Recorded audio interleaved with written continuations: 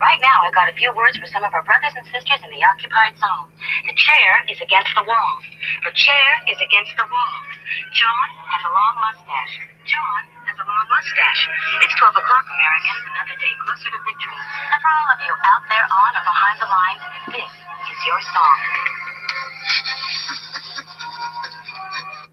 And welcome everybody to another episode of our Daily Gun Show. Come to you live every weeknight at midnight Eastern, and we talk about guns for an hour. I think I'll let Cycle Camp take it away since he's already tomorrow. Yeah, Merry Christmas, everybody. Happy Christmas Day to you. For all the good people on the East Coast, Christmas comes earlier than it does for everybody else. But we pay for that with rotten laws. Right on. So yeah, it's already Christmas there. It's Christmas Eve every place else that's listening, or well, when you're listening to this, it might be some other time, but Merry Christmas, everybody. So episode 716 of the Daily Gun Show. We get together every night and talk about guns. And I don't know what we're going to talk about tonight. It's Christmas Eve, so we'll see what kind of turnout we got. But we do have 4 people jumping in already. There's other links out there for anybody that might be done with their festivities or whatever. If they got young kids and they're already asleep, then feel free to jump in or join in. This is really an effort at new media. We get effort to pay attention to the text chats, which are part of these live conversations. We broadcast or we simulcast the show over on gunchannels.com, a community we built. It's 5 years old. Thousands of people use the place. Hundreds of people use it on a regular basis. Dozens of people use it daily. And that same, well, not the same, but dozens of people, well, a dozen people run it. So there's no ads, there's no nothing. A dozen people decide to pay a couple of bucks for a membership. Everybody else uses it for free. And it's a place that we can assemble. It's a place that we can keep conversation going. And it's a platform for shows. It's a platform for photographs and other creative efforts that people do to bring our community together. So in this show tonight, we've got people jumping in from all over the country. Cycle Camp just jumped in from, or just told us Merry Christmas from Connecticut. Thanks for jumping in. And then we got Dead Horse jumping in from Utah. Thanks for joining. Thanks for having me, G. Merry Christmas, everyone. Now, Pink, you're still in Central, or are you in Eastern? I'm on Eastern. It's Christmas here right now, and my laws don't suck as bad as Cycle's. Right on.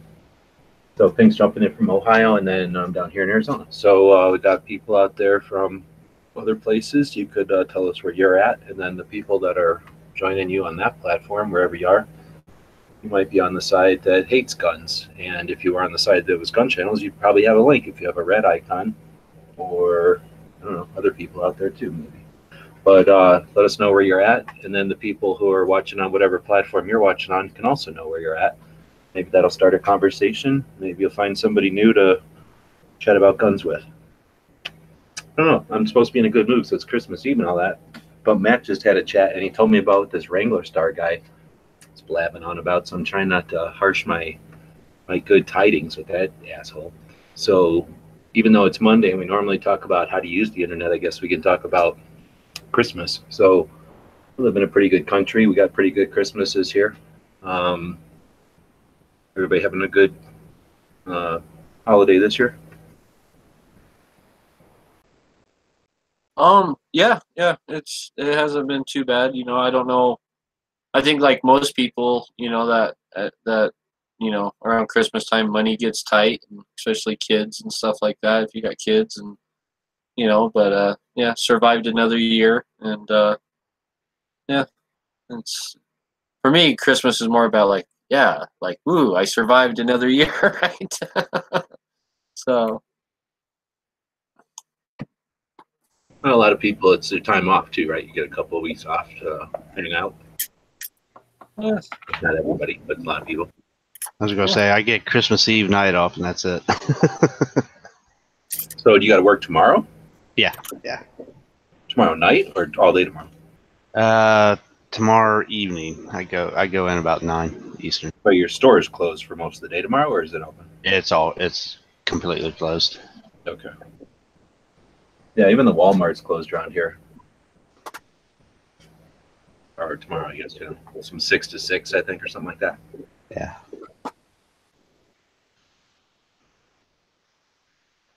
But I mean, that's what keeps the country rolling. I mean, somebody's got to be in there doing the work while everybody else gets to enjoy it. Oh yeah, Rooster's out there saying he's with the Christmas Sucks crowd. I'm typically on the same boat. I don't have big love for Christmas. I think turned me into a dick. I think getting greedy around this time of year. I didn't really like it. So as soon as I had a choice to make, I don't participate in Christmas anymore. But I I'm not Scrooge about it. I understand my kids like it for sure. But I threw him a link in case he wants to chime in on that. Anybody else got any Scrooges around that don't like Christmas? Yeah, I think pretty it's much over. good. I was gonna say I think it's over commercialized. That's what I don't like about it, and it's nothing about even the spirit, right? And then even Christmas itself has come under attack where you're not even supposed to say Merry Christmas because it can offend someone. So then you got to say Happy Holidays, and so I think it's lost almost all of its original meaning and what it was to be there for, right? And so I think as long as you try and bring some of that back and do some of actually do some good, right? Then I think it's good, But the commercialism of it, I hate. That you gotta buy you gotta buy a tree and you gotta decorate it, you gotta put up lights and you gotta do this and you gotta do that and you gotta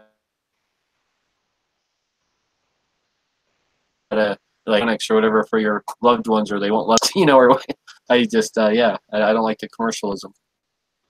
Well, for me, it was before even the commercialism. When I was a little kid, I didn't know what the commercialism was yet. I didn't like the ritual, like the stress my grandparents would put themselves under, like self-inflicted. I don't know. They may have liked it. I guess people like that. But the tension or whatever to like live up to some obligation just seemed odd to me. Like, why to do all that part of it when it could be so chill? And I definitely have been to Christmases at people's houses where we're way more chill about it. But the commercialization of it too, I think I'm the same way. Living through the 80s and the end of the Cold War, and we're a pretty rich country. Pretty crazy with gifts and, well, just the toy part of it, I guess, and not the whatever. But anyway, I think I agree with you. The part where it got to Happy Holidays, I don't know, we can go around and talk about that part of it, I think, for a second here. Happy Holidays. I've recently changed my mind on that one. But for years, I went around saying Happy Holidays. So let's put it this way. Are you pro Merry Christmas or pro Happy Holidays? We'll go left to right. Cycle. Well, first of all, we're done with Christmas here already because we do Christmas on Christmas Eve. And so that's pretty much done, except we couldn't get my mom out of bed, so we're going to have to do it again tomorrow. But I do based on the person I'm talking to. So most of the time it's Merry Christmas, Happy New Year, all that stuff. But if I'm talking to a guy I know is Jewish, I wish him Happy Hanukkah. And though with the I have to admit, with the black folks, I don't say Kwanzaa very often because most of the people I know don't celebrate it. So basically, for me, my fallback position is always Merry Christmas. Okay, dead horse. I agree with Cycle 100%. I don't want to offend someone by saying Merry Christmas if I know they're Jewish.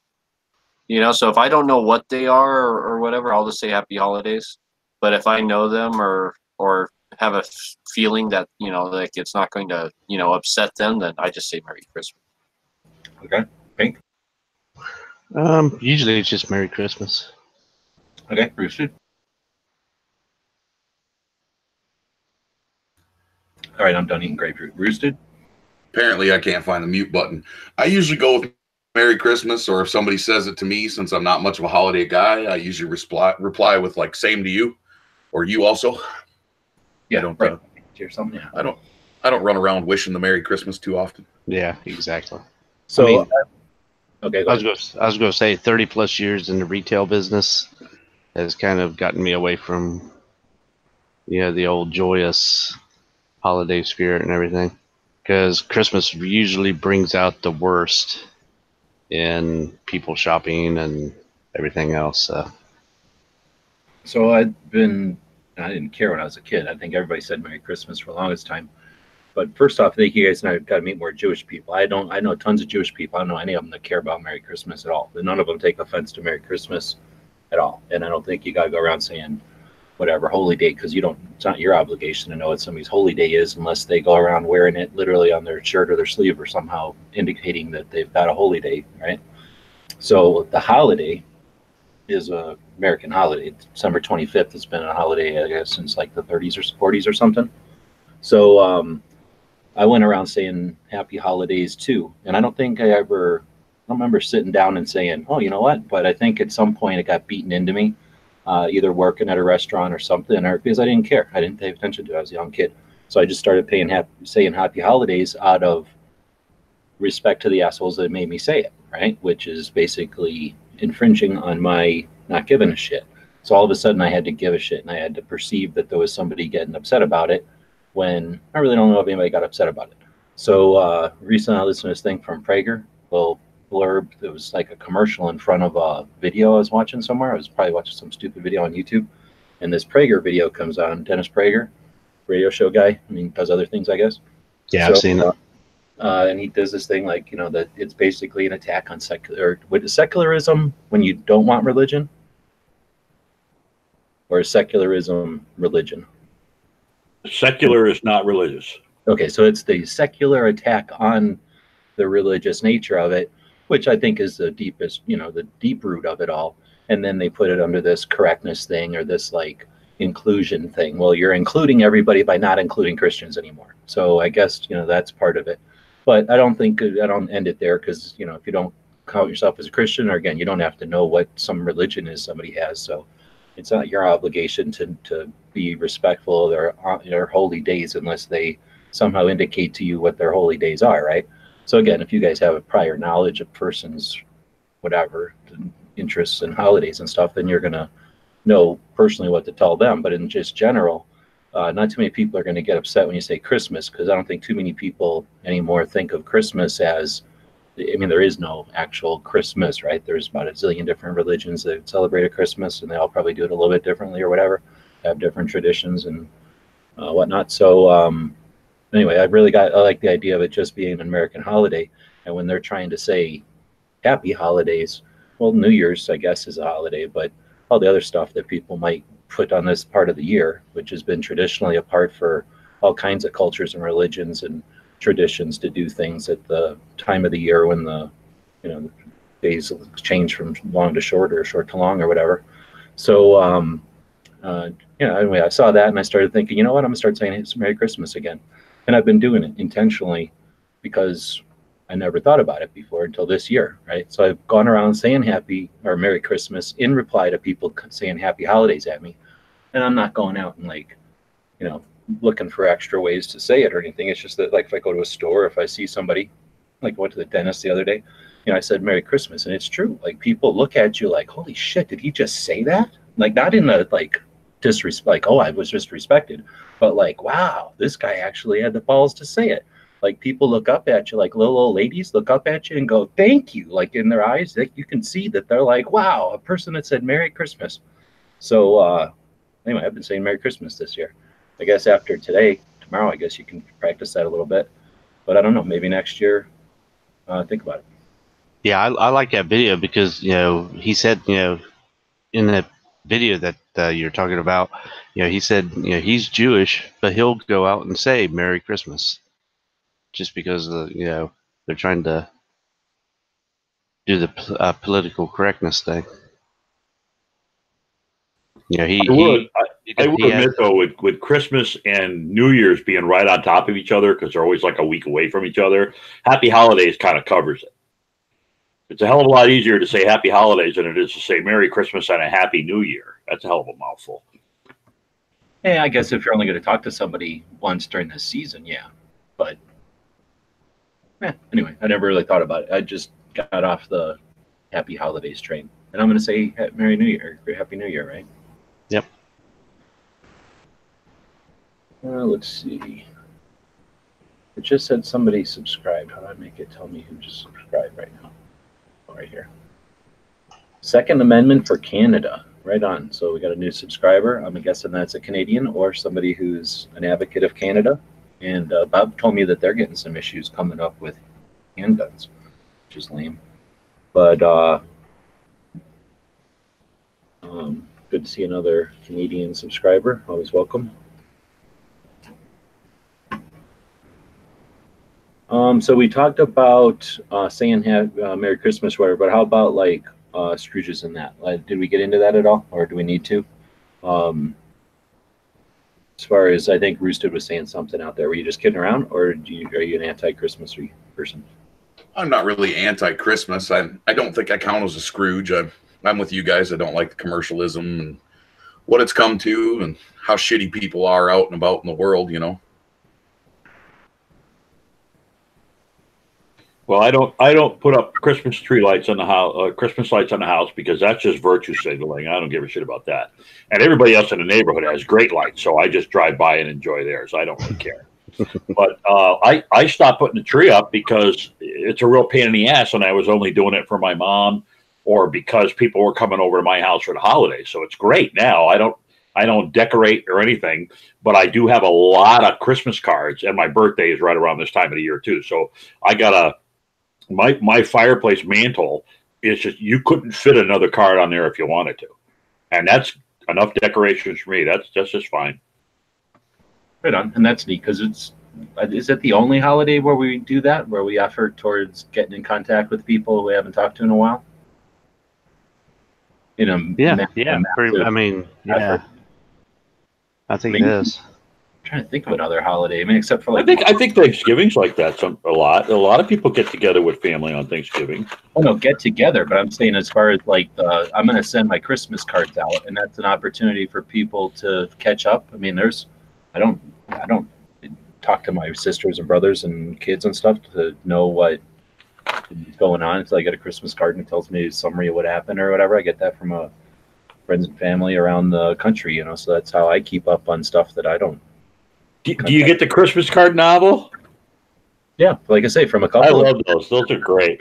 Yeah, I mean, it's sort of like I say, it's an opportunity to kind of catch up, and I don't think we have another holiday like that. So, I mean, there's definitely, obviously, religious stuff to it. It's called Christ Mass or whatever. But again, I like how Prager defined, holy day and holiday are two different things, So at least now they are. So there's definitely up more to Christmas than just the thing. As far as the commercialism, though, man, it's hard for me to get behind all that. Like, such a waste. But I guess we're richest country on the planet, going to show off in some way. We could be doing a lot worse, I suppose. There's some movies that lampoon it, and there's movies about trying to suggest how much excess we have here, and they exaggerate it and stuff. So it's not really as bad as it could be, for sure. It's not like Running Man or something, but it can definitely be pretty tough to see all the, I don't know, it seems like a lot of excess or whatever.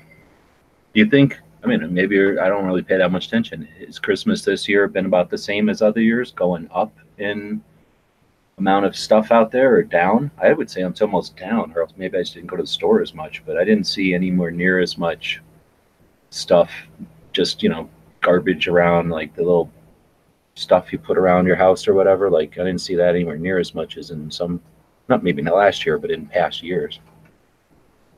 Well, this was a banner year for decorations this year.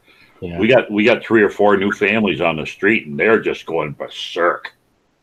They got the inflatables and the lightables, and the one guy is projecting shit on his house, and I just think it's really cool because then I don't have to go to any of those places and charge you for that.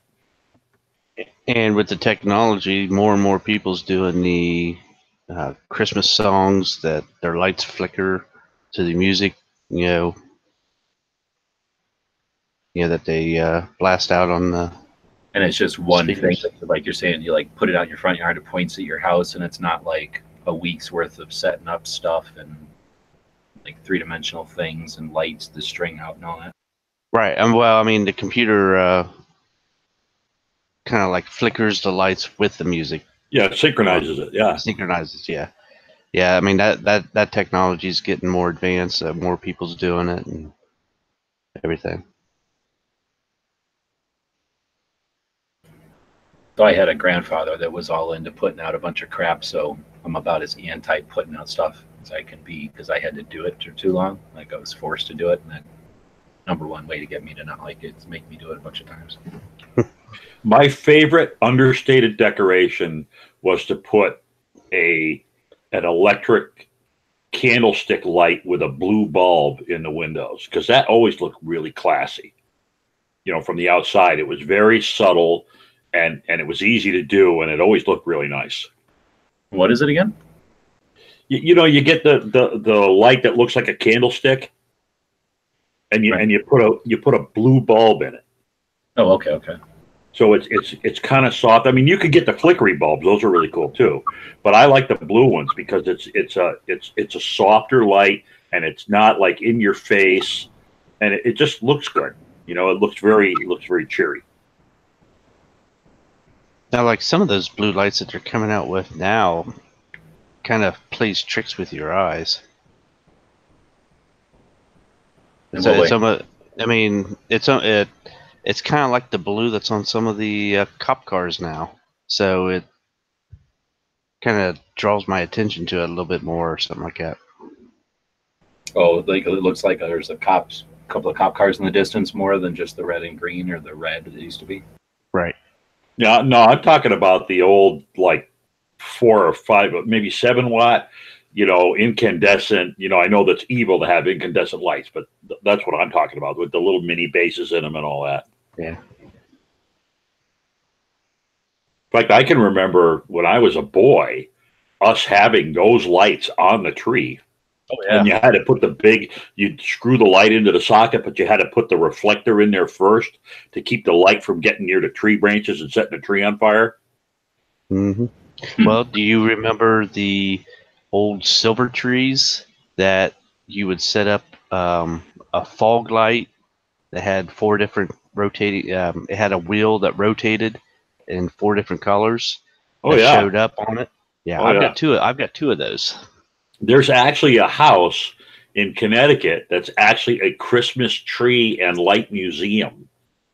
And in every room, they have all the different kind. Like every room is like a different era. Yeah. And they show you the popular Christmas, you know, paraphernalia from that era. It's really kind of a neat place to go. And that's open all the time, like not just at Christmas. Right, but nobody ever goes there except for Christmas time. Oh, my grandma would have gone there because she's nuts for Christmas or whatever. But yeah, that'd be kind of interesting, actually. You know, when you think, I mean, I guess I can't say I've ever looked into it, but I'm sure at some point I know I've seen things from olden days Christmas and stuff, like when they thought, like I can remember back in the day when an orange was a big giant deal, like getting an orange at Christmas. It was so hard to get an orange at this time of year or whatever here in this country. So like that was a big deal. Kids really appreciated getting an orange. I just ate a grapefruit because I was thirsty and I wanted to, you know, eat something besides water that had some juice in it. So you imagine like the difference when you're like truly excited to get an orange. What a different time. Yeah, and I will say, I think it's probably been 20 years since the last time I had that tree up. But you could almost heat the house with that light that showed up on the tree. It put out that much heat. Yeah, and my ex is still got to have a live tree gal. Yeah. You know, and what a pain in the ass. Oh, God.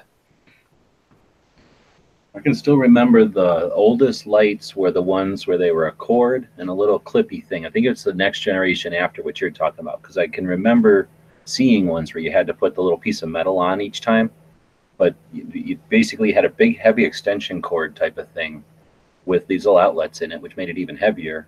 And then you'd put the thing up on your tree first and wire it all in, and then you'd go around I think you would put like the first bulb in, make sure it worked, and the second bulb, make sure it worked.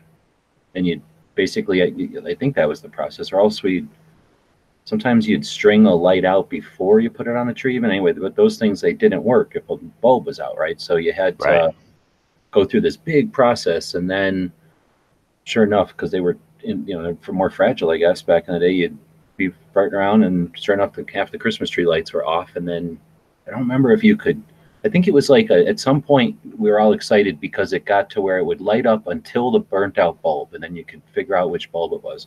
Because otherwise you'd have to take like 2 bulbs in your hand and just start unscrewing a bulb and putting a new one in. Unscrewing the next one, put the new one in, kind of thing, until you found out where the hell lights went all right back on, right? Yeah. So if you guys use, I don't know if you guys, some of you guys are older than me, if you guys used lights in a previous version than even that? Yeah, I mean, candles. they were putting candles on. Did you guys ever really do that though? Yeah. Wow. I remember when I was very, very young, we had candles on a tree. Inside. Indoor tree, live tree. Wow. With little candles clipped to the branches. And is that just like a birthday candle and it's just so lightweight that it doesn't fall off, or is there some other kind of anchor going on? It's not a birthday candle, but it's like that. It's really small. And you only ever lit the tree like on Christmas Eve and Christmas. That was it. You didn't, it's not like now where you put the tree up a week ahead of time and you light it up all the way through New Year's and then you take it down. Well, you'd have it decorated and stuff, but then to actually light it was the big deal. And that was a big deal. Yeah. Appreciate it because it would only last for as long as the candles, right? Right. A lot of times we would have the big dinner on Christmas Eve. My family's real big on Christmas Eve for some reason. I'm not really sure why. And so you'd have your dinner, Christmas Eve dinner, and Christmas Eve, when I was a kid, you got to open one present.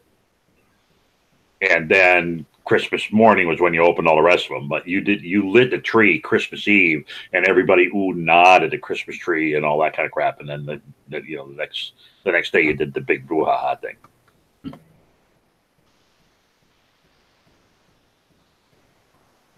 And then now what do they got? Rope lights, probably. I'm sure. LED lights. Now they got LED lights. Yeah. And they have the lights with 3 wires so that they don't care how many bulbs go out, the rest of the bulbs keep going. I remember when it switched to that and you got the smaller bulbs that could just plug in like a little plug thing, and that was a big deal. Yeah. Before then, you had lights where the bulbs all had a T in front of them. They were they were painted too. Yes. Yeah. Every year the bulbs would get less and less, have less and less color on them because shaking around in the box, it'd chip off a piece of paint or something like that. Yeah, the little triangle, those conical shaped ones. Yeah, I remember that. And then you'd have like a bunch of the little flakes of color in the bottom.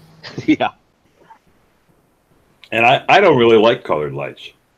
I like just the pure white, little small, LED kind of lights. See, one of the reasons I don't like, I don't have much interest in it is that I'm the same way. Like I can appreciate all the different, because there's like green and which I say red, and then there's silver and things, and there's like a million different ones, right? Of different, like not just the tree, but like Christmas in general, like how you're going to set your house up. And aside from a couple that look weird, I'd be fine with any of them. And I think that I would, I think I'd rather go to a restaurant where they changed it up than, because the house was always the same thing basically every year. The only thing that changed was there would be more ornaments or whatever, like the ornaments were like accumulating, but it was the same stuff went away, same stuff came out. So it was going to look the same, there was going to be more of it, but it wasn't ever going to be like one of the people that have like a white and gold Christmas, or like wooden stuff everywhere. Yeah. And the tinsel, I always remembered the tinsel would always melt to the bulbs. Yeah, no more tinsel. I gave up on tinsel. I don't like tinsel. Was okay when you had a live tree and you were throwing the whole thing out afterwards. Yeah. You'd be picking tinsel out of the beater bar of your goddamn vacuum cleaner for the next 6 months. Yeah. So you were talking about Christmas Eve. My parents are divorced, so we did both. So I'd go to one and then the other. So what cycle you did Christmas Eve all the time since you're a little kid? Well, when we always did Christmas Eve, but we only opened one present. And then, of course, because my mom and dad are divorced and I'm divorced and everybody's divorced. So now, of course, my poor daughter, she has to make like 15 stops over the Christmas holiday.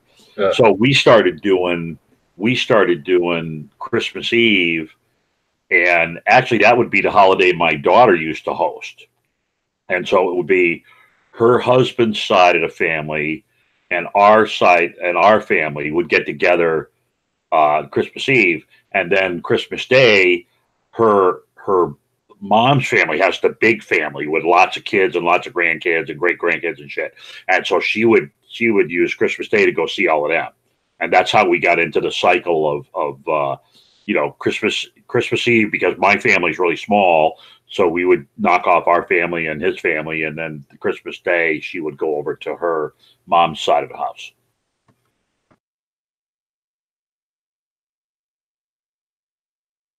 Now, when you were a little kid, though, your parents divorced all the time, or when you were a little kid, was it Christmas Eve also? My parents divorced. I was probably around 8, maybe 8 or 9. It was right around the same time I divorced my wife when my daughter was 8, 9 too. So, but yeah, no, we didn't travel for Christmas at all. We didn't, because Christmas was, everybody else lived in Maine, and we were down here in Connecticut. So we didn't really do a lot of traveling for Christmas. In fact, a lot of times they would come down and visit us for Christmas. So we'd have extra people in the house because we'd have grandparents and stuff in the house. Now, did you still do the one thing on Christmas Eve even back then? Oh, yeah, way back then. Yep, the one present on Christmas Eve, yep. Interesting. So, Dead Horse, how do you all do it? When I was a kid, we used to do one present on Christmas Eve, and then everything else on Christmas morning. That was the way that we always did it. Now I do it with my family. It's just all Christmas morning. Nothing Christmas Eve at all? No. I mean, not just presents, but like, there's nothing going on tonight? Oh, everyone's already in bed. Yeah, I'm the only one up.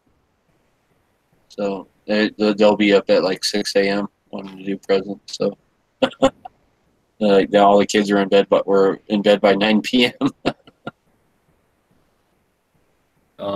Pink. When I was growing up, it was one present Christmas Eve and then everything on Christmas Day.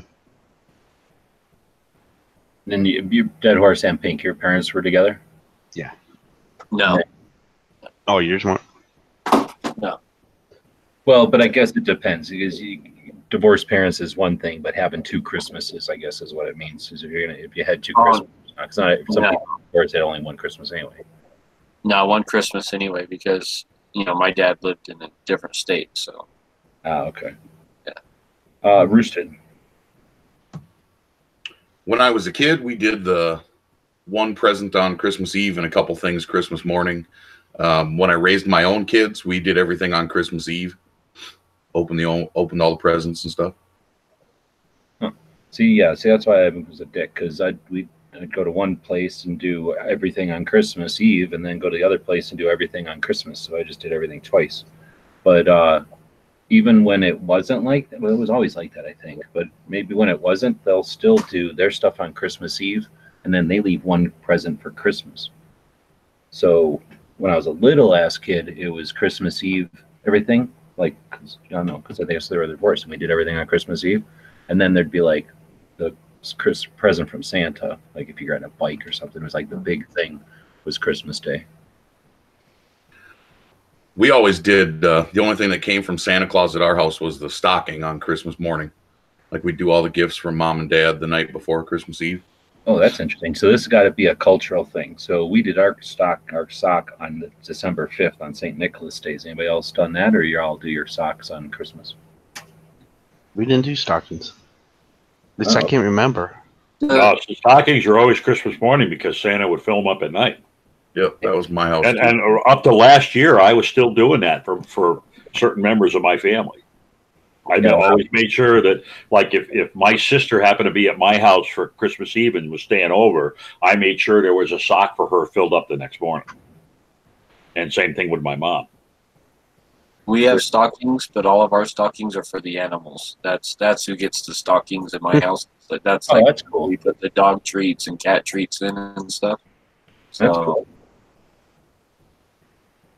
And then through the night, the dogs get up there and tear them all down. That's what it's for. No, not if they're hung up high. Not his dog. His dog needs. yeah, and it's kind of cool too because you don't have to worry about your dog unwrapping anything. You can just literally throw the stocking on the floor, and then they'll dig their nose in there and pull out what they want, right? Because you just throw a bunch of treats in there and bones and stuff, and then yeah, so they get to pick out their own thing out of it and kind of open it themselves almost. So it's like even our cats do it. So December 5th is St. Nicholas Day. So whatever the hell backwoods ass country we came from, that's when St. Nicholas runs around doing his thing, and that's when our socks went out. So earlier in the month is when I'd get stuff, and we get Matchbox cars and candy. So it wasn't like huge gifts or nothing, but it got primed the pump for Christmas coming. I'm wondering, we got 20 people watching. Nobody else does St. Nicholas on December 5th, or is nobody's even heard of that before? Yeah. I've heard of it. I just recently watched a documentary that talked about that, about the origins of Santa Claus and Christmas and stuff. So I thought I have no idea if it's the same guy. I just know that they called it St. Nick's Day. That's when we put up our socks. That's where they get the look of Santa Claus from him, right? I guess like that's like the old guy with the beard or something. I think that's where they got that classic iconic Well, Santa where Santa Claus comes from. You kidding me? That might be Coca-Cola. Yeah, it's from Coca-Cola, but it might come from that. But it's certainly Coca-Cola made them red, white trim, and bat. Oh yeah. Yeah. But they took that look from St. Nicholas, right? So I guess that's. No, St. Nicholas looked like a freaking logger. Well, I'm like the old man with the beard, like just not the clothes and stuff, but like the big old man with the beard, the big happy guy with the beard and the red coat and everything. That was all done by the advertising agencies for Coca-Cola. St. Nicholas just looks like an old guy from Germany. Like whenever you see pictures of him or whatever, he does have a beard though. I mean, it's just not. He looks like freaking Gandalf. Yeah, he just looks like a big old German guy with like German clothes on and like a pointy hat, but nothing's red. It's all kind of green and looks like.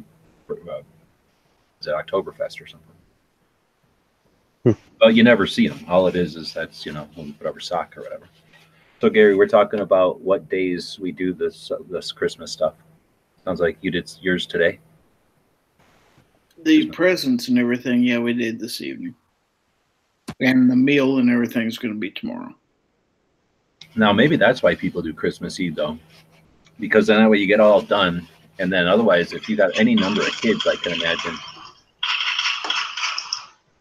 Welcome to gunchannels.com, Lobby King. If you had any number of kids doing all your presents and then having to make dinner, would probably be a pain in the butt, right? So if you do all your stuff Christmas Eve, it gets all done, do one thing in the morning or whatever, and then you can start doing a massive food, right? Well, I do food after presents, and we do all of our presents on Christmas morning. We get over, about probably by like 7:30 in the morning. All the presents are open, right? So that's for them to go put all their stuff away and pick up, and then I go start cooking. So I'll be cooking like that. That's our normal thing.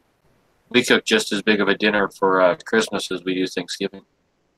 Well, that'll be the next question then. So what do y'all all eat? Oh, there's Ghost. We'll do Ghost first. So Ghost, I don't know if you're listening. We just were talking about when we do our thing. So Christmas Eve, how's your family? Or when you were a kid, I guess. Was it Christmas Eve or Christmas? Christmas Eve, and we just got done a little while ago. So yeah, we just got done. We do most of our stuff, and then we have one big one for each person, like on Christmas morning for Santa Claus. But most of the stuff is Christmas Eve. Right on. And was this a divorce thing or anything, or just that's your tradition? That's just how I always did it growing up, and so that's kind of how we just done it since my daughter was a little kid. Was do a lot of the stuff Christmas Eve and Christmas Day. We just kind of ate and relaxed, Sorry, I'm eating another grapefruit now. So next I was going to go through, since I'm eating a grapefruit, let you guys talk about what y'all do for your Christmas meal. Or it doesn't matter like what you're going to do tomorrow. If you want to talk about what you're going to do tomorrow, fine. But like either your traditional or your favorite, I guess, depending. What's your traditional Christmas meal? I'll go the opposite way. Roasted. We always did a ham for Christmas with all the traditional trimmings, I guess. I don't really pay attention to that stuff. So what's traditional for ham? Pineapple? No, you do like green bean casserole, mashed potatoes, cranberry sauce, you know. Basically about like Thanksgiving. Yeah, candied yams is always good. About like Thanksgiving, only replace the turkey with a ham. Okay. Pink. Yep. Just same as roasted. Okay. Gary? When I was growing up, we did Christmas pretty much the same as Thanksgiving with the turkey and everything. But now that my daughter's doing it, we're having a brisket this year. And I'll be there by noon. Okay. I don't know what that is. So brisket is some kind of a beef, I'm guessing. And what is it? It's beef. It's barbecued beef. It's like when you hear barbecue in Texas, they mean brisket. It's beef. Yeah. It's going to be good. So not a roast? No. Okay. Hey, well, No, it's usually smoked. Yeah. I'll let Rick get into that one. It's more his theme. So Ghost, traditional or favorite Christmas? We wake up in the morning and I usually make cinnamon rolls for the morning. Coffee for everyone who wants coffee. I don't drink coffee, and then we'll have ham, green bean casserole, stuff like that. Yeah. So pretty much Thanksgiving except for a ham instead of turkey. Dead horse? Exactly what these guys are saying. We just swapped the turkey out with the ham, and we swapped the pumpkin pies out with like a French silk pie or something, and or like a banana cream pie or something like that. But other than the pumpkin pie and the turkey, it's exactly like Thanksgiving. And then cycle. Well, yeah, we used to do that, except for the famous sweet potato mallow. That was something you only had at Christmas. You didn't get that at turkey time. Well, it's interesting. I would have never asked the question if it was that universal. If I had no concept that everybody just ate the same thing at Christmas and Thanksgiving, pretty much. I didn't, and maybe that's why I hate eating that shit. But yeah, we would eat a whole different pile of crap at Christmas than we ate at Thanksgiving. In fact, we would almost always eat a ham and a turkey at Thanksgiving because I hated turkey so much that I wouldn't even eat it, even when I was a little kid. And I think other people were fine having a ham option. But Christmas was lamb and ham, I think. Some other kind of critters. And then sometimes a chicken or something also, depending on how many people were showing up. Maybe let me ask this question. I had no idea. That's interesting for me. I don't know. Maybe it's not that big a deal for you guys, but maybe we're unique that we had totally different menus. Now, my grandma was the type to make cookies for like 2 or 3 months. So, I mean, I don't even know. I don't think I can exaggerate how many cookies she made. She was in the newspaper and shit for making a shit ton of kind of cookies. Probably why I'm all fat too. But so Christmas was like a whole different kind of dessert thing. We didn't even eat the cookies. She'd be making cookies for months, and we all got sick eating cookies. Those were to like give people, and then like the Christmas desserts were different. There was fewer pies, it was more cakes and other stuff. Yeah, that's the way we are. Yeah, for sure. More cakes. And it was Thanksgiving was like you'd get there and everybody'd bring crap and they'd throw in a big pile and people would eat on it. It was like pretty much everybody's Thanksgiving is some version of the same thing. But our Christmas was like people would show up with like Swedish meatballs and goop and crap that were in these like heated buckets, and then you'd take crackers and bread and eat out of there like while they were drinking. So they'd be eating all day of like a buffet type of thing, and then that would like evolve into a rest, and then put all that different kind of food into a table and eat out of that. And my grandma growing up, she loved to bake, and so we had a huge family on that side. And we would show up to her house. The whole family would show up to her house a couple days ahead of time, and she knew what everybody's favorite cakes were. So she had probably like 12 different cakes.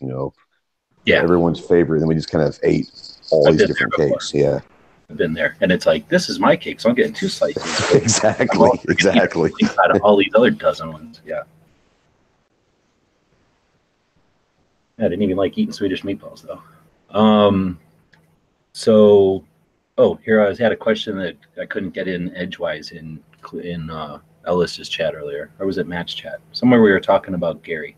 So I saw this in a movie the other day. Do you know? And this is totally off subject. We're taking a palate cleanser here.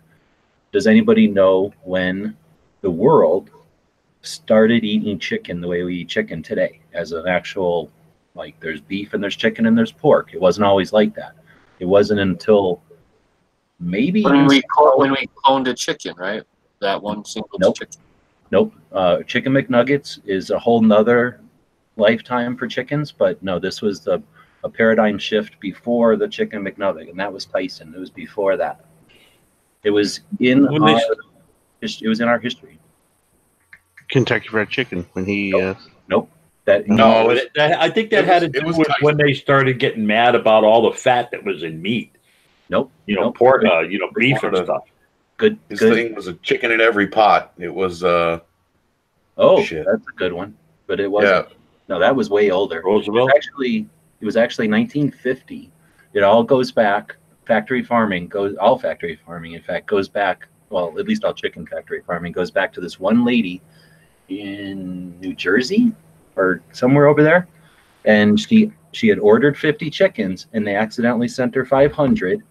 And she's like, uh-oh. And she kept them. And then, being frugal, instead of just eating them all, she decided to experiment in how to keep those 500 chickens alive through the winter. And she figured out how to cram 500 chickens into the place where normally you'd maybe put 50. And now we have chickens moved in that year. And her successful attempt at keeping that 500 chickens alive, we've moved from people only eating egg-laying chickens after they died or after they quit laying eggs to people eating chicken as a substitute for cows and pigs and shit. So, FYI, about 1950. So, like chicken breasts. I mean, I'm asking a serious question. Like, so before 1950, like eating a chicken breast was very uncommon, I guess. It was an expensive food because only a sucker would eat an egg chicken. So you had to either wait till an egg chicken died, and there was fewer of them because there wasn't egg production like there was today. Yeah, it was more of either a poor food, like you were eating your own chickens, and you were like a country folk, and you weren't eating them every day because you only had so many chickens. You're not eating your chickens because they're laying eggs. You eat them when they're done laying eggs. So it was more of like a maintenance type of you're on the farm, or like kind of fancy. Interesting. I had never heard that before. Yeah, it was totally neat because I would have, it all has to start somewhere, and it's just interesting that it was kind of a mistake. An extra zero changed the way that the world eats food. I forgot the name of the show. I was just watching movies, and it was called it's just some food movie. You wouldn't watch it. It's all about how food's bad or whatever. But anyway, I thought that was interesting. I was trying to tell you that when you're showing off all your chicken loot earlier. Did anybody else get any loot today that they want to show off yet? My big one hasn't gotten here yet, but I'm kind of excited. My wife, you guys know that she's not a gun person, right? But my wife got me another gun safe for Christmas. But that's kind of cool. Nice. That's super sweet. I'm relatively sure she's going to lock it up and not tell me the code. But but no, I thought it was pretty cool. She told me tonight, she's like, I hadn't come in yet. She could deliver on the truck this week sometime. But that's pretty cool. I was excited about that. Unexpected, I guess. What's doubly cool about that is like whenever that time comes when you're like, dang it, I need to get another safe, right? Yeah. That's usually a conversation that you're like, like, how am I going to bring this up with the wife and where's it going? Right. So it's like, not only are you getting the safe, but it's like also the permission right away. Exactly. So yeah, that was a pleasant surprise. Anybody else get anything yet? Nope. I bought myself. I just got small stuff. I got a Glock mat and an AR mat and a rod cleaning kit for the 17. Oh, nice. Do you like a collapsible one or a long rod? No, it's not a single rod. It's one of the ones where you screw them all together. Right on. I didn't realize mine weren't going to fit. The one that makes like the 3 foot long one if you add them all together? Yeah, yeah. Yeah, those are cool, man. Yeah. But the ones I have are at just a shade too big. So I put on my Christmas list that I needed something to clean that 17. And I bought a bore snake and I hated using it. I really didn't like it very much. And the 17, yeah, that would be like a pipe cleaner or something, right? Yeah, yeah. It was just a pain in the ass. Well, I like really rod mine out hard, so and it's hard. That's hard to do with a bore cleaner. If it's a gun you can't reach with a regular rod, because I don't like going in from the muzzle end. But if it's a gun you can't reach the back of it real well without tearing the whole gun apart, like a lever action or something, then I might use a bore snake on those. But other than that, yeah. But that's all the gun related stuff I got this. Actually, I take that back. My older sister gave me this box full of plastic ammo cans. It had like 5 different ammo cans in it. Nice. They were all empty, of course, but I mean, she bought stuff and put it in each one of them. Oh, the plastic deal where they like all fit in like they're made for it. Well, it just so happened it was a cardboard box, and they fit perfect. I couldn't believe it. She found this cardboard box that all 5 of them fit into exactly perfect. But the whole deal was just to have the five boxes. Oh, okay. You know what I'm talking about though? They make this like the plastic. Yeah, they make the like the rack that you put the things in, and then of course if you've got ammunition in them, they're too friggin' heavy for anybody to lift. Well, yeah, I guess. My daughter did get me a $60 gift card to one of the local gun shops. I thought that was pretty cool. Do they do it like that sporting systems out of Washington where they make them out of like 18 gauge metal or 10 gauge metal? No, it's just it says Fort Thompson Gun Shop, and she happened to be going in there by work and stopped by and got me a gift card, which was kind of cool because she paid for it with her own money. So yeah, gift cards are cool because people always think about them like because they're not whatever blah blah blah, but they do let you buy whatever you want, and if you're not too worried about the economy of it or the frugality of it, they make if they're it depends on the shop. They're probably not making a cut to sell you the card, but how often do you go? I guess possibly you go in there and buy $200 worth of stuff with $100 card, and then you're using the whole card. But I think quite a few people go in and buy $95 worth of stuff or $97 worth of stuff with their $100 card, and they just say keep the change. So it's I usually spend more than the card is. Huh? No, I'm just saying though. I know what you're saying. Yeah, people are very frugal about that sometimes. Well, I'm just saying as far as the cards or the store's concerned, it's good deal buying those cards for local shops, because when people do leave a little bit left on the card and then never use the rest of it, they make money. Yeah, they make a couple extra bucks out of nowhere. That's a really good deal either way, really. If you get a $60 gift card and go in and spend $85 or whatever it is, I mean, you're spending more money at the shop than that $60 that the person initially did. And if you leave $5 on the card, it's $5 profit that they don't have to account for any inventory. Yeah, it's a real good point. Yeah. So if you do spend more, it's staying at that shop too. Yeah. Yeah, she was like, I don't even know what to get you, so I got you a gift card. Hope you're not mad. I'm like, no, that's awesome. Thank you. That's awesome. I love that stuff. Adam is saying that he didn't tell us earlier, but his mom passed her CCW class last week in South Carolina. Oh, congratulations. That's awesome.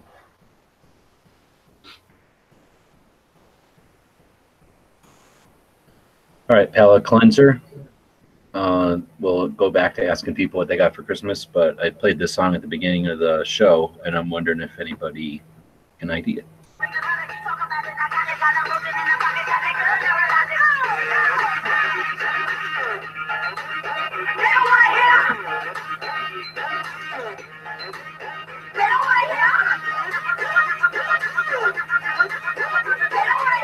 That's about as much as it is here normally in the place where it's from. Anyone?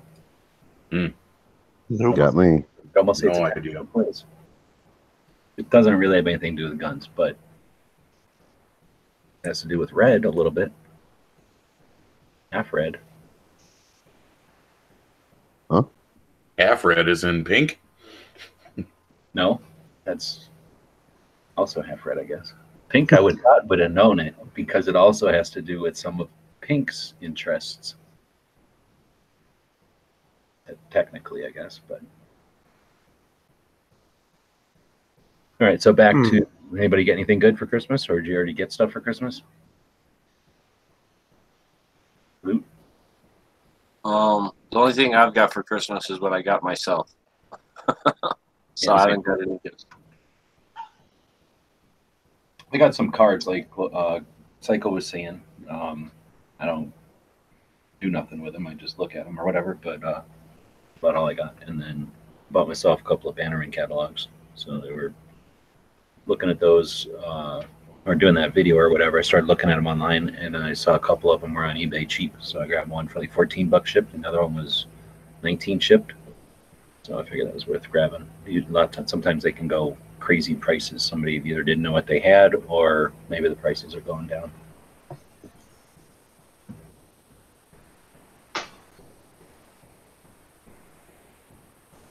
All right, nobody's guessing on that song. I can't. Yeah, Yeah. I have no idea where that song's from. It doesn't sound familiar at all. It would sound familiar if you'd been to the movies recently. Is that a clue?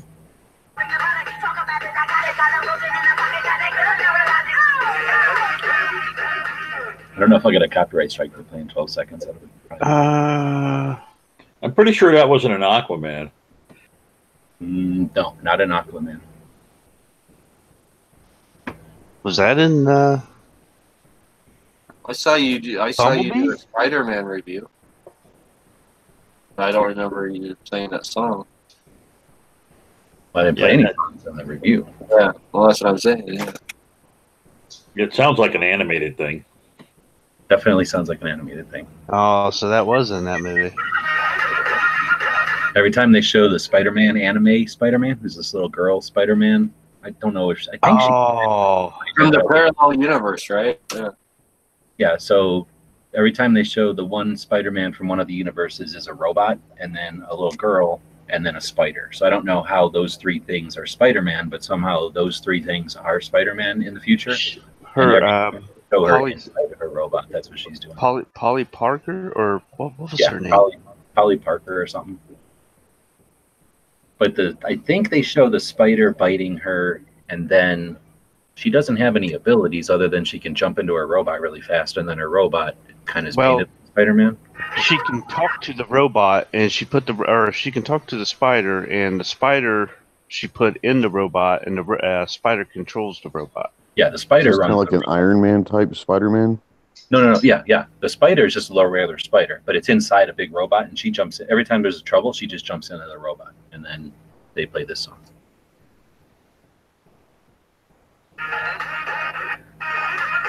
It sounds more like Pacific Rim than Spider-Man. I don't know. It took me like 2 hours to find that song, too, because I was like, dang it. Because I've listened to the album, because this new Spider-Man universe thing or whatever it's called is pretty good. And did anybody see the Matrix, Animatrix, the animated Matrix that came out between, I think, 2 and 3 or 3 and between 2 of the Matrixes, an animated one came out? Anybody ever see that one? Yeah, I haven't. That's the only one I haven't seen.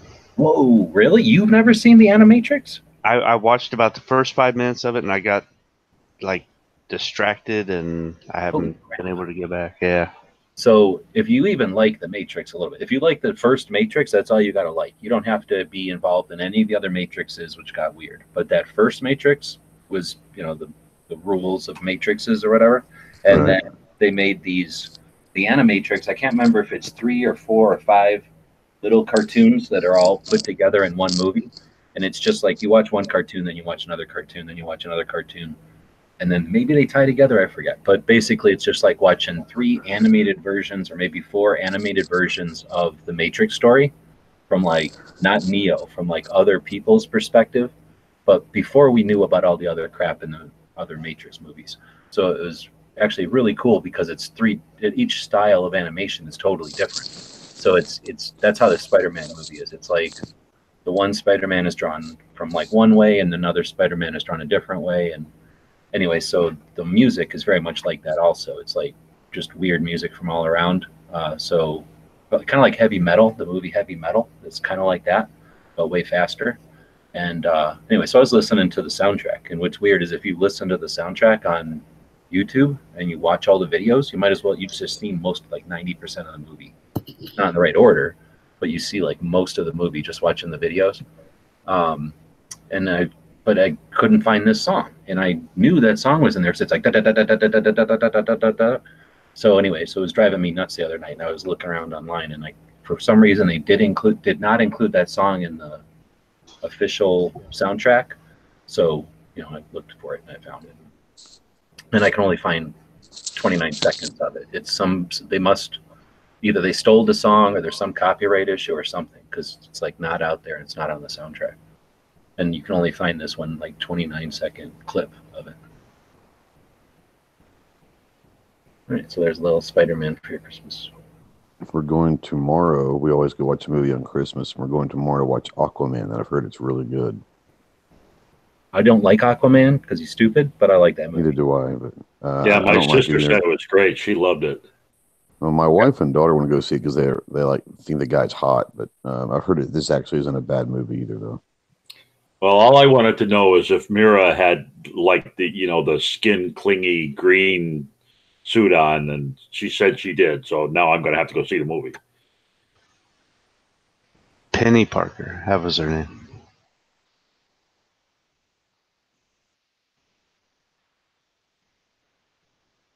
Does anybody else have any traditions like Ghost, going out and watching a movie or something on Christmas? Nope. Yeah, I sleep till noon.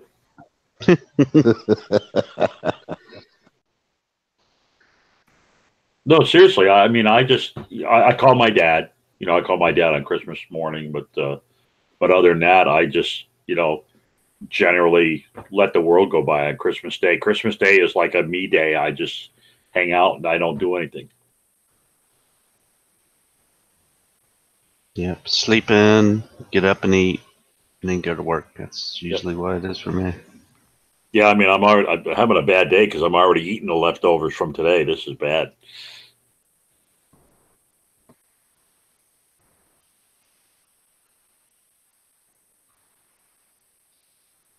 So usually we'll open presents, and then I'll get like the ham started in the oven and stuff, like the stuff that takes a long time. And then we'll run out real quick and go shooting right here by the house. We'll run out and go shooting for, an hour, usually freeze our butts off, right? And then come back and warm up and, get coffee, stuff like that. And sometimes even go out a second time, right? And, because, I can shoot just 10 minutes from my house here or less.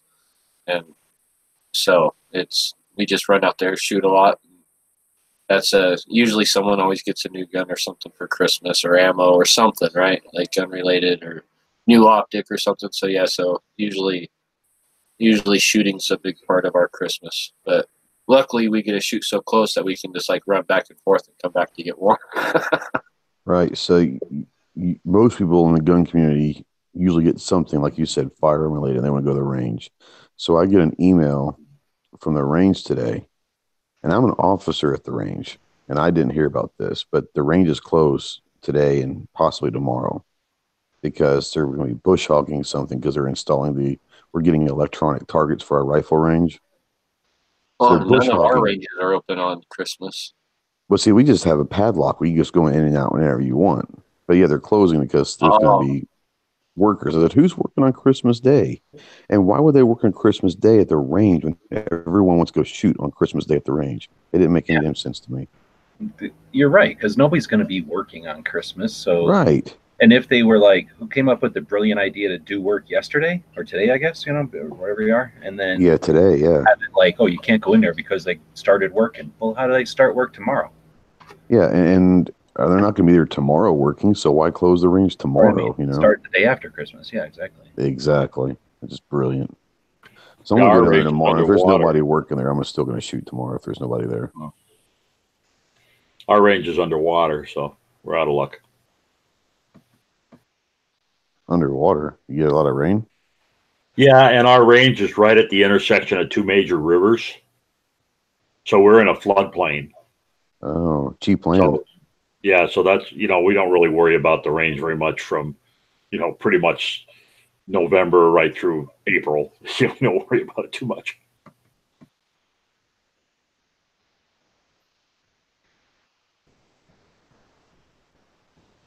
Let's see. So we've got Pants on the gun channel side. Said he bought a gun today. He's going to give it to his dad, so it's his for a while. Model 10.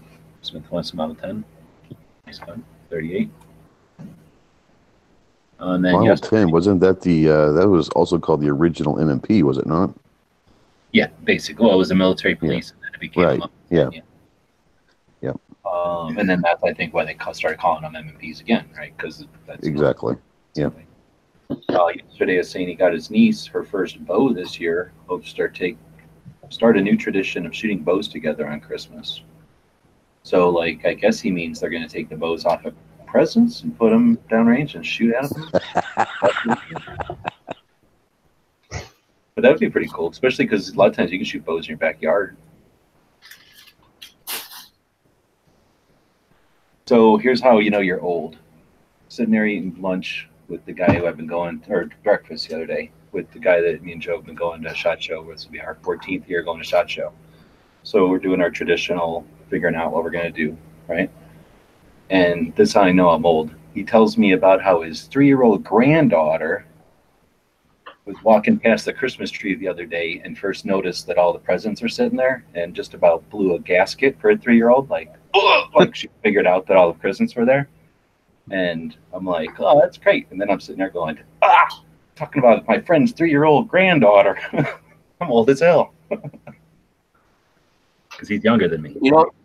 That's what I'm really excited for is my granddaughter. She's 3.5, right? So this will be her first Christmas where she'll really be opening presents and knowing like what those presents are and and stuff like that. Like that's like the real first age, I think, right around 4. Well, that's what I was because you guys that are all parents, what's that sweet spot? Is it 3, 4, 5? When's like the best Christmases? I want to say it was like 3 or 4 for my daughters when we really kind of started getting into it. This is going to be the Christmas. She's 3.5, so I'm going to say right around 4. And that makes sense because my daughter was born in May, and it was probably she was 3.5. So that's about right, Because they like know what a deal is, and they know it's all about them, and they're going to sit there and get stuff. And that was the first Christmas, and Dead Horse can probably remember also. But that was like the first Christmas she actually asked for certain things, or you can not necessarily ask, but she expressed interest in certain things. Or I straight up asked my granddaughter, what did she want? She told me My Little Pony and Spirit, which is like a horse show, right? And that's what she wanted, was My Little Pony and Spirit, like, stuff. She straight up told me. And then there's still Christmas, Santa Claus and everything, right? Oh, yeah. Oh, yeah. Yep. When does that stuff happen? Or when does that stop? 8, when that ends. Looks like you get a couple of years then while they're into that. Yeah. So when did you like stop? 9, maybe. When did you stop putting other characters' names on your Christmas tags for your kids? What do you mean? Oh, my daughter used to get shit from Rudolph and the elves and the other reindeer and Santa and all that stuff. Oh, I never got that. That's neat. No, all my kids still get stuff from Santa, like stuff.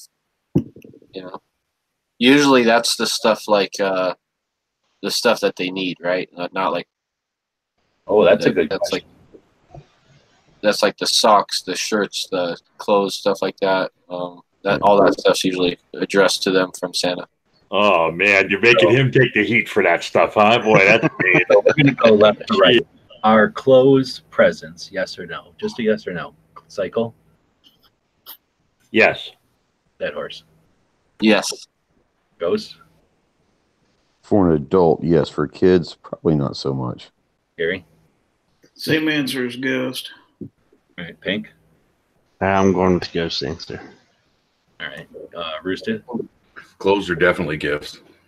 Oh man, no. See, that's why I'm a dick and I'm spoiled. Like, I will not acknowledge clothes as a gift. That's you got to give me clothes. Like, you either watching me walk around naked, or you're giving me clothes at some point. You had birth to me, so you're giving me clothes. Like, there's no way I accept that as a present. No way.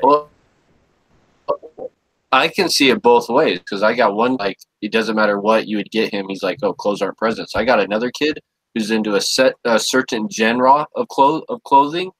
So any clothing like that a jacket or something that they can't afford. Okay. Yeah, like really high end, nice pants and like, right. So anything gift in that genre, like, oh, that's totally a gift for him. Sneakers, man. Okay, Yeah, I guess it's like shoes and jackets. Yeah, I would say that for sure. But like shirts and socks, and Well, underwear, and probably special not. pajamas, right? You get them the character-based pajamas, junk like that. That's the kind of stuff I would dismiss that stuff as gifts. That's just filler. I can see G throwing a fit when he was a kid. This is not a freaking present. Dick. Like, oh yeah, I asked my mom. Like she won't even bother anymore. Why do I look like a pink banana? That's actually what I told my kids I wanted for Christmas from them was some like new jeans. I was Right. like, oh, like you guys, if you know, so I told them like over a month ago, I was like, okay, like if you guys go to give me something, just give me some jeans or something. I need new pants. So I actually requested clothes. Yeah, it's usually what I got from my mom was jeans and stuff. And this year I went ahead and bought them myself because changing sizes. my mom used to get my daughter just some god awful clothes that like my daughter was like, oh, thanks, Grandma, appreciate it, you know. So this year she's 21 and she's like, don't get me clothes, just give me cash and let me go buy the clothes. So no shit. Like my daughter opened up a Oh, we lost it. Oh, Yeah, I got a pair of privileged gloves information. one time. I got this pair of gloves one time from an aunt who didn't realize my no clothes policy. So she gives me these gloves and they're like isotoners or something stupid back in the day. I had no use for them at all, of course, because I'm a dude and I don't want driving gloves. So I immediately took them to the store, and I think whatever they were expensive, and I ended up getting this really expensive lighter. It was the only thing the store had that was cool. I think I still have that lighter somewhere. That was kind of cool.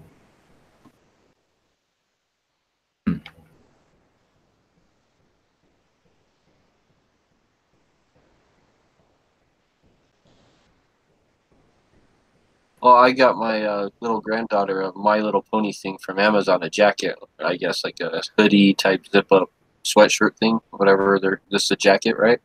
But it has ears and a mane and like, you know, the big picture. Like, so for a little kid, a jacket like that, I think she's gonna dig that because she's totally into My Little Pony.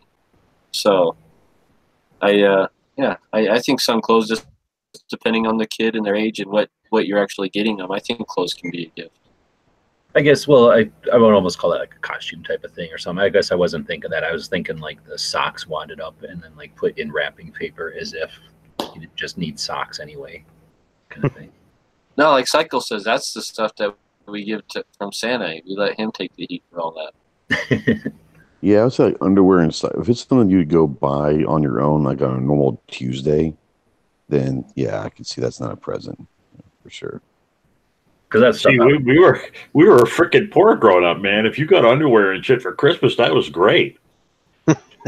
What about the stereotypical, like giving a vacuum cleaner or toaster or microwave or something to the wife, right? Like something like the house, like I guess already No, heated. the only appliances you can give people for Christmas are appliances that people would not normally buy for themselves, like a juicer or an osterizer or, you know, a julienne fry processor or something like that. It has to be something as not available in stores as seen on TV, that kind of thing. But it can't be like just regular unless they housework specifically ask for it, you know.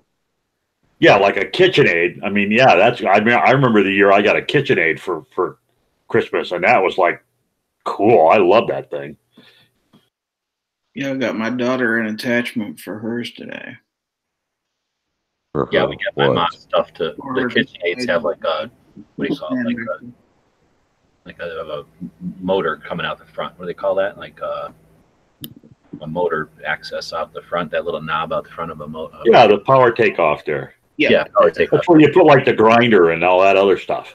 Yeah, you can. Okay, so Mama had has this. a KitchenAid.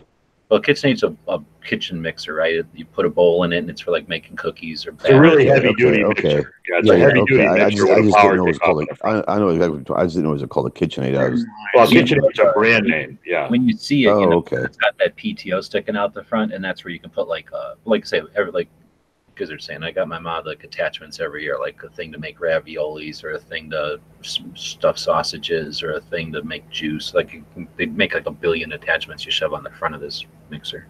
Yeah, I got her this grater grater thing so you can grate cheese and slice vegetables and stuff like that on. Hey, Gary, did you ever find a dog? No, I'm sorry to hear that. still looking. Tomorrow's Christmas. Tomorrow's Christmas. It'll come home for Christmas. Oh, Well, speaking of people eating ham, did your dads ever make the ground ham with the relish and the mustard and all that shit? Make his own ground sandwich meat after having the big ham for Christmas? No, that sounds interesting. Like not like a hamburger, but like cooked ham into like a sort of form of a bologna or something. No, it's like deviled ham. Yeah. Oh, like a spread. Yeah. Yeah. My dad actually had a manual grinder that he would clamp to the table, and he would grind all that shit up, and he put pickles in it, and Is that like a German thing, like a German Runza thing? No, just you just make it like that. That shit was really good because it was sweet because you used sweet pickles. It was really decent. But that only came out at Christmas time, because we didn't normally have ham during the year that much. Well, I've heard of it, but I never even thought of it. So, no, I don't think I've ever eaten a ham spread. I've seen them is all. My dad loves deviled ham or whatever it's called. What about deviled eggs? We usually have deviled eggs on Christmas. That's one thing I guess we don't have on Thanksgiving is deviled eggs. deviled egg. Oh, we have it for Thanksgiving, Christmas, New Year's. I love deviled eggs. Yeah, we went through a couple of dozen of them today. Yeah, with paprika and stuff. Oh my gosh, I can eat good deviled eggs all day.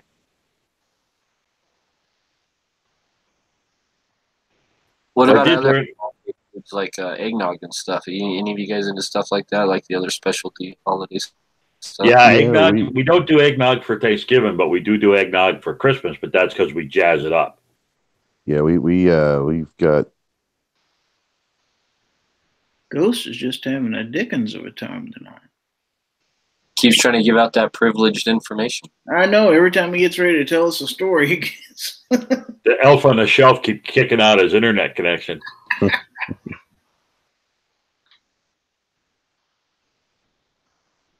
Bass Boy on the bad chat is like that. Yeah, my dad used to call it ham salad too. Yep.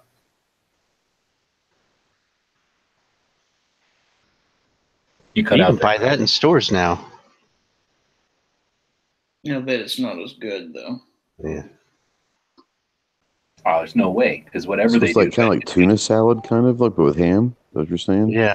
they'll have Oh, to I put love tuna stuff in salad. it to keep it from going colored, right? From getting gross. So it's Yeah, got to be better eating it.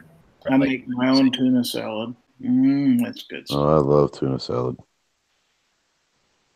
I'm not one of those people who like sweet pickles. I like to get the dill pickle relish and do it that way. I like dill pickle too.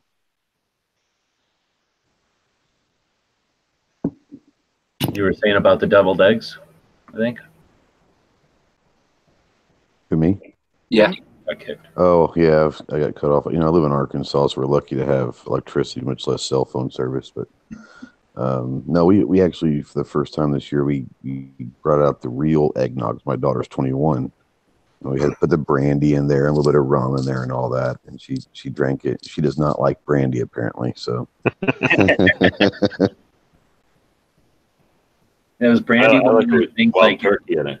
if you buy brandy like out of the store and it's like a screw cap, is that like buying cooking wine and drinking it, or and if you bought really good brandy, it would taste way better, or is brandy and it just you have to like it or not?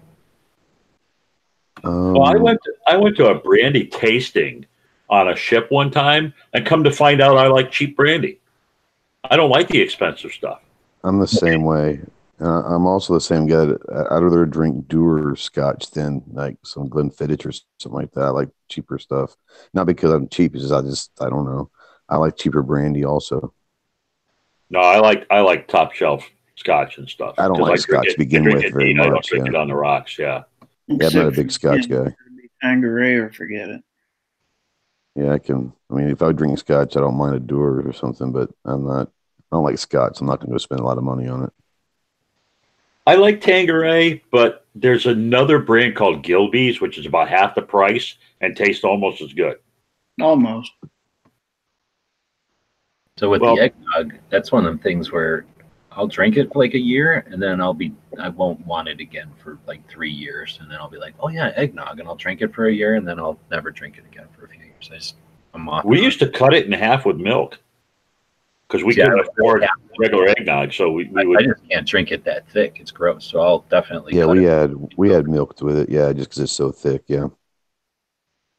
Like that has to be better when you're used to drinking whole milk and stuff. I'm just not. So and it's so sweet. I only drink. But I was gonna say I only drink whiskey with a picture of a guy holding a gun and dogs on the front of it in a plastic bottle. So if it doesn't have that picture, then I'm just pretty not interested. Who's You that? guys ever seen that? Who's that? Oh, Canadian. I have not. Oh yeah, dude, it's awesome. It's got this like badass guy on the front of it holding a gun with these like wolf dogs, and it's like the best bottle cover ever. Plus, it comes in a plastic bottle, so you don't even got to worry about breaking it once you get a little what's going on. Interesting. No, I'm all about the cheap spirits most of the time because I make mixed drinks, right? So when I make a mixed drink, I really don't care if it's top shelf. Now, if I'm drinking something straight, that's a different story. But on mixed drinks like Long Island's and stuff, it's all bottom shelf stuff. That's exactly the way I feel Oh, about yeah. it. If you're just mixing it with soda or putting other shit in it, then you don't really need the expensive stuff. So if I'm having a gin martini, then I want decent gin. But if I'm just having a gin and tonic, I don't give a shit what's in that. Yeah, I'll get. I don't drink a whole lot, but I'll drink usually just Crown. But I'll get like Crown. I get like a little splash of Sprite, just a little splash, just for the flavor. But yeah, I could drink Crown pretty much all day if I wanted to.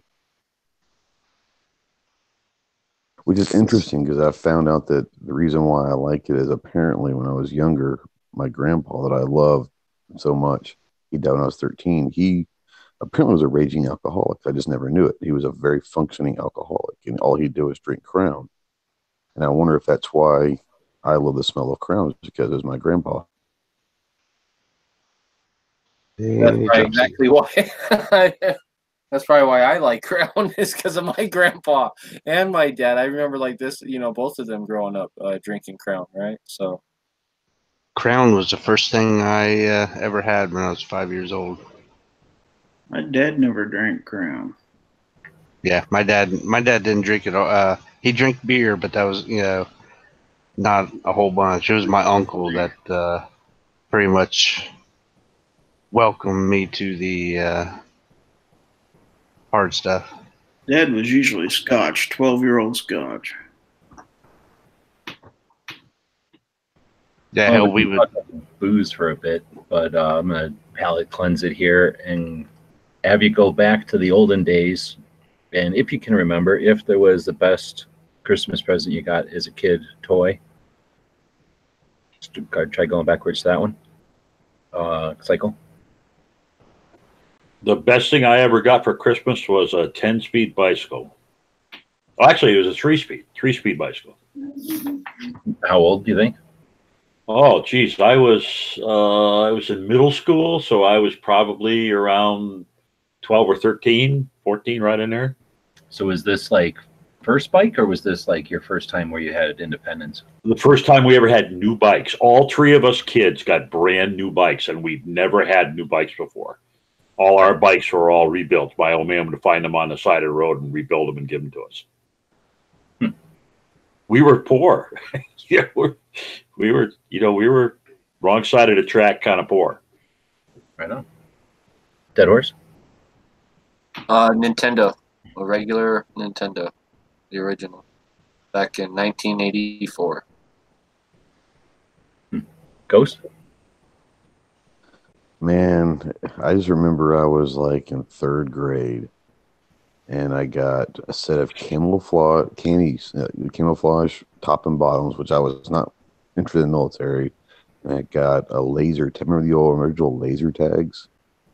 Like where you put the chest thing on and a helmet. Yeah. So we had a bunch of us got those around the neighborhood. So we had laser tag war. So I remember that. And I guess my dad got me camouflage, so I would blend into the trees when I was playing laser tag. So that was a great Christmas. Ghost actually, the best Christmas he ever got was a cell phone, and he's still using the same one. I'm still using the bag phone, man. I live in Arkansas, man. Like I said, we're lucky to have running water here. Gary? Well, I was about the same age as Ghost. I was in third grade, and I got my first new bicycle because I had older sisters, and I had to use hand-me-down, like 10, 15-year-old bikes and stuff. So I finally got one that was mine. It had the banana seat and the cool handlebars and everything. It was a bright orange and had a speedometer and a horn on it. I still remember that little thing. So then it was also a boy's bike instead of having to get a girl's bike? Absolutely. Yeah, nice. Yeah, my first bike, I don't remember when anymore, but it had a banana seat. I remember that was like the rage. So then you could take like 2 or 3 kids on it with you. But, we were poor too. Pink. Here I got the Atari 2600. Really? Ooh. How old I were you? played- 26. Are we the same age? I think we're pretty close. So that was that like what, 78 or? It's like 78 or 79, wasn't it? No, Yeah, no. Atari 2600 was in the 80s, I thought. Early it's 80s. early Was it? 80s. Yeah. Was it? Yeah, Yep, because I had one of the first ones. I had one, but I don't remember. I think I was like kindergarten, so I was like 5. So I was around 1980s. Is that about right then? 1977 is when it was released. Okay, I had one when I was 5, so I must have been a few years old at that point. I can't believe you guys getting like electronic shit, man. I remember when we first got our first phone that wasn't a party line. Mm-hmm. Well, I can remember getting the first phones that the phone company didn't have to come out and screw with because you could actually plug them into a jack. You still had to have the phone company come out and put jacks in your rooms, but at least you could move your phone from like one place to another. That was like amazing. It was like James Bond and shit. But the 2600, were you looking forward to it, Pink, and you asked for it and you got it kind of thing? yeah. I remember the 2600 was like bought for my grandpa or somebody, and like I was like, oh, there it is. Like I'm aware of it now. Like it wasn't like I knew what it was and was waiting for it. It just was all of a sudden at the house. But Yeah, because the one we had before that was I forget who it was I was telling, but ours was it a was- Radio Shack. the one we had before that was like a Pong type game. Ours was a Tandy. It was a triangle looking thing, and you had like a steering wheel on one side and a gun and a Pong. And it was from Tandy, and you put these little triangle cartridges in the top. That was before Atari. Do you guys See, but remember like this one didn't even ColecoVision or something? Coleco? Coleco was after Atari. That was like Okay. A buddy of mine had one of those, and he thought that he was like better than me because like he had a Coleco and I had the Atari. oh yeah. Well, The Big Yellow Odyssey was before both of those. This one didn't take cartridges, but each controller had like a wheel on it that controlled I your. remember those. Oh yeah. I remember that. And it had like 3 or 4 different type of the Pong, the back and forth Pong games in it. Well, let's keep going, but we can go back to the video things here in a second. Roosted. I'm gonna go with my first Daisy 10 pump. That was pretty cool. I think I got that when I was 10. It replaced my Red Ryder. Right on. And a Red Ryder, 1 shot, maybe 2, but it didn't do anything. It was like basically 1 pump. Yeah, it was just the racket and go lever action style. For me, I don't remember when I got my first pump, like multiple pump ones, but that was definitely like an indication that I was responsible. Like wasn't going to be like shooting windows out 3 houses down or whatever. It was like, you know, one of the reasons you get the little one first is so you can't do damage more than like a house away. I remember just wanting after that pump too. One of the neighbor kids that was older than me had one, and I was like, man, this Daisy's stupid. You know, I had that thing for 3 or 4 years before I got the Daisy 10 pump. Well, you can't keep up with the neighborhood kids if they can pump multiple things. They're hitting way further than you can ever hit, way more accurately. And they could shoot pellets too. I mean, that was the big step up. Really, was less of a BB gun to where I had a pellet gun now. You know, I was a grown ass man as far as I was concerned. So going back to, look, that's another thing. Right down on my list right here. I'm gonna go with the first set of Star Wars figures. I can remember fiending for those things so bad, and then get waking up on Christmas and had the first set with everybody, and that was, I can remember busting my gut for that one. That was pretty fun. That was right in the craze of that stuff too, and I don't know. It was really certainly neat to be able to play with little things that you've seen in a movie. That was pretty fun. I remember having the Millennium Falcon, but I don't remember if I got it for Christmas. I was probably 2 or 3 at that time, so I don't remember. I remember having the Millennium Falcon, but I don't remember if I got it for Christmas or not. If I remember right, there was like a pile, like I got a bunch of them, and they didn't have all of them out for Christmas, so you got like what was available, and then you got the rest of them in the mail later, and then that's how you got like the Princess Leia with a lightsaber, or you got somebody with extra with a lightsaber. That was a long time ago. Going back to the video games though, I never was into them enough to like ask for them. Like say the family would get them, and then they were like, it was like the bigger version of a board game for the family kind of thing when they first came out, and it wasn't like a kid's thing, and you certainly didn't own it. Like it was the families, and you had to like plug it into a television. Nobody had a dedicated television for those things, so it came out in the afternoon on Saturday or something, like when there wasn't something on that somebody else was watching, like because kids always got lowest rank in the who gets to watch the TV or whatever. So it was never a big thing. And by the time they were a big thing, I was out of it. I never got into video games that much. But there was a really cool video. I'm pretty sure it's the video about the Atari. There's like a documentary on the Atari. I'm pretty sure it was on Netflix when I had it. And it was super cool because it talked about how the video game systems went from real video games like pinball machines into video games, and then they figured out that those ROMs and stuff they could put into the TV, and how Atari revolutionized it all. Really, really neat. And then how cartridges happened, and if you're into the video games in that era or whatever, there's a pretty well-made documentary on it. Was Atari Japanese?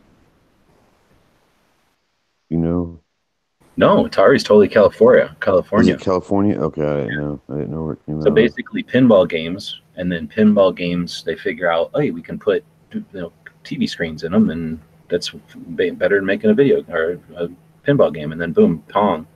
And there was some other one first, and then Pong like went nuts. And then of course Pac-Man, and then they figured out that they could put ROMs into these things instead of making the game dedicated every time. And then that's when they figured out, we can also shove these into your house too. And it's just like a Macintosh Windows type of thing. Like there was people that were, like, who would want to ever play these at home? You want to play these at the arcade. Like, why would anybody ever want to play a video game at their own house? And then there was the companies that say, I think that's the way people are going to want to play it. Everybody remember Pac-Man Fever, the song? Oh yeah, that's a record, I think, still.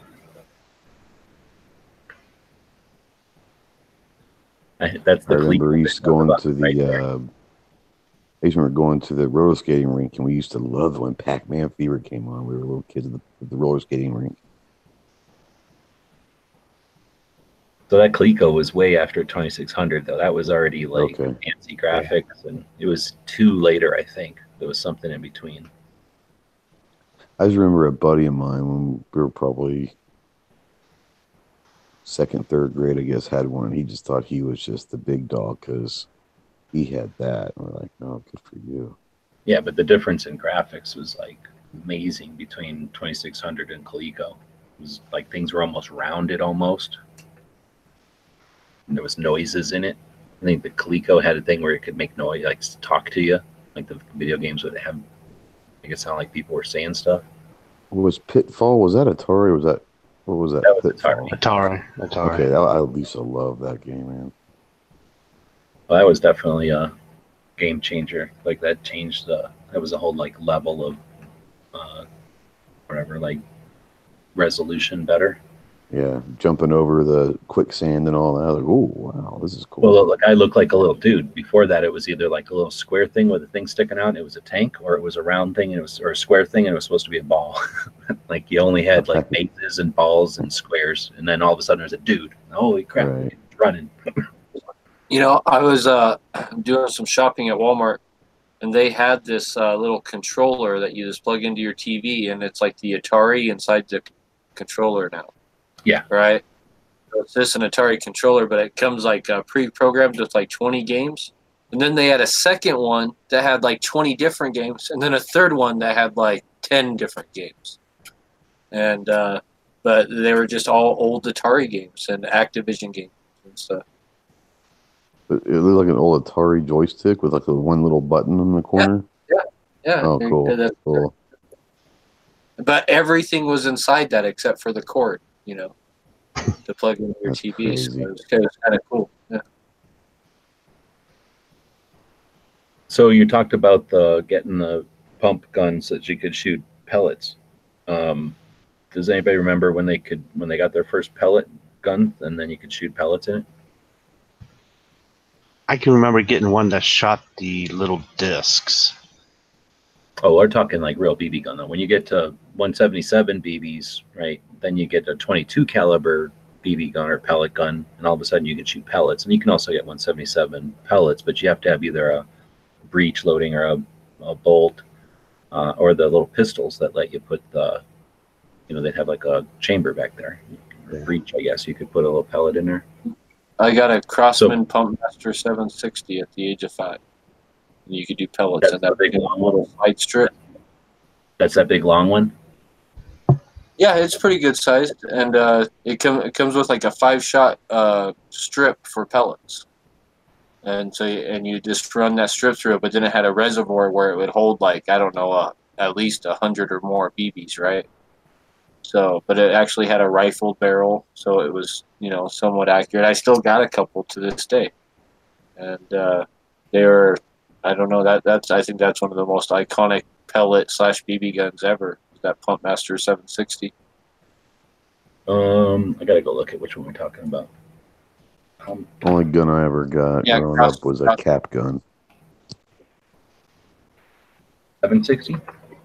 Yeah, Crossman. You're talking about a rifle. I know what you're talking about. Yeah. So you know the handheld thing that I don't know what it's supposed to look like. It's a pistol, but you know it's a pump, and you can get a grip for it that makes a stock. Let me see if I can find it. So I'm sure it's Crossman. Benjamin Sheridan is who you're thinking of, I think, who makes that pistol. Grab a picture of it and screen capture. So everybody's seen this one before, Oh, okay, yeah. right? And you pump this thing like 5 times or something maybe.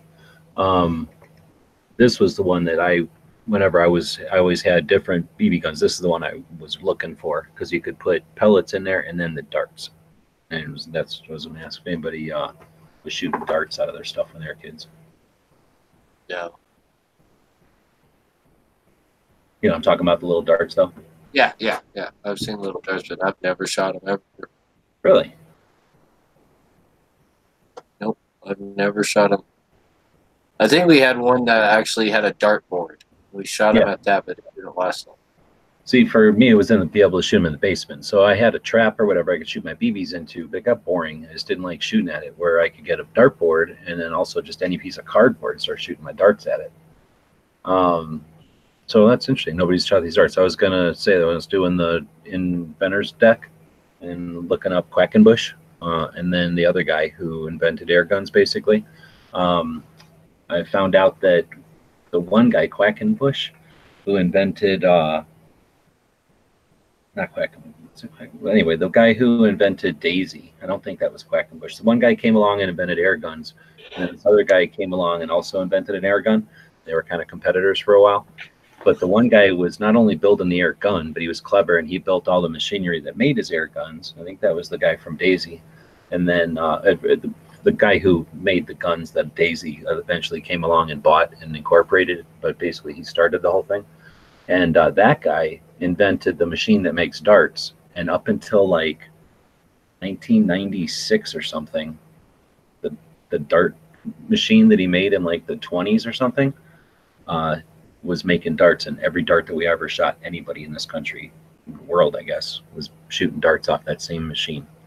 I just thought that was neat. I never thought about it. I figured there was like 1,000 dart making machines out there, but there was like 3 machines. He made all 3 of them, and like one of them was in use by Daisy or Crossman or whoever it was for like decades, and that was where all the darts were coming from.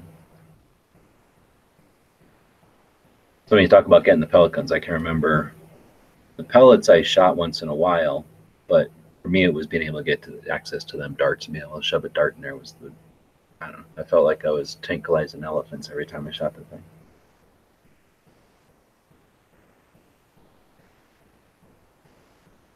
I don't even know how many thousands of rounds and how many pellet guns I completely wore out. Because, you know, like we didn't have the internet back then, so I couldn't just get online and like know that, oh, I can just buy a seal replacement kit, right? Yeah. And stuff like that. So it was more of like, oh, when the gun just lost its power, when it hold a charge and stuff like that, it was time for a new one, right? And so I probably went through like a dozen air rifles as a kid, probably a dozen. Oh, easily. And I kept all my old ones though, and we would just use them as play guns when we were having wars and stuff. Yeah, because from the time I was 5, it was basically a new air gun every year for either Christmas or birthday after that.